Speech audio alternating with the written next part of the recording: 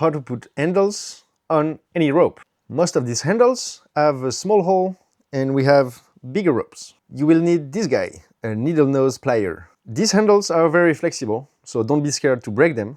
You are going to insert your plier in the hole, push and twist, and then open. Keep it open with your thumb, get your rope in, grab the rope and pull as you twist. Same for the palm grip handle, though I need to tell you that palm grip handles will not take rope bigger than 10 mm.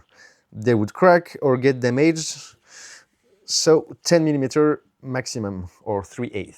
Widmar handle, even stronger, you literally cannot break this one. For silicone handles, we have two different sizes.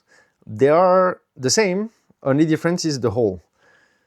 One is small and one is big. Your choice will depend on the thickness of the rope you want to use. If you have a rope of 10 mm or more, I highly recommend you go for the big hole.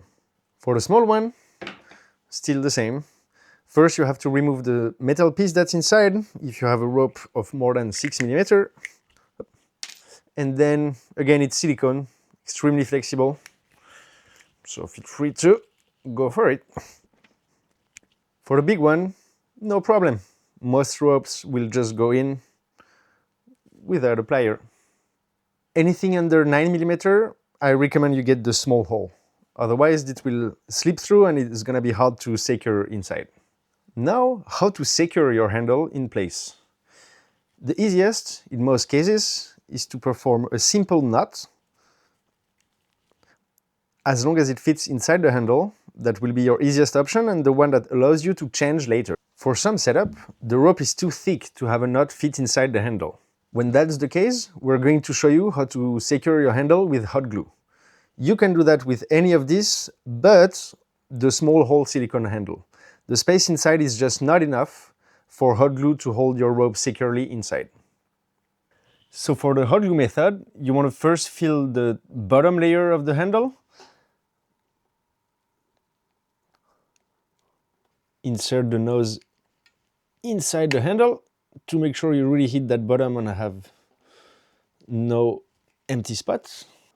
Once you have 2/3 to 3/4 filled, you can then spread the fibers and start to fill the rest of the handle from there. Once you feel you've taken all the fibers well together, you can add a little bit more to have a nice flat top. You don't have to clean. When it will be dry, it will be super easy to remove all the little bits and do a nice clean job.